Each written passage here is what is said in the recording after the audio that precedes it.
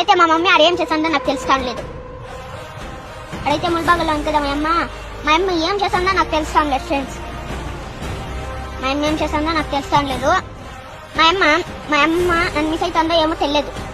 నేను మా అమ్మను మిస్ అవుతా ఉండలేదు, మిస్ అవుతా ఉన్నాను అని చెప్పుకోరు నాకు. అట్లా మా అమ్మ గురించి నాకేం యోచన లేదు. మా అప్ప గురించి నా గురించి యోచన నాకంతే. మా అమ్మ గురించి నాకేం యోచన లేదు.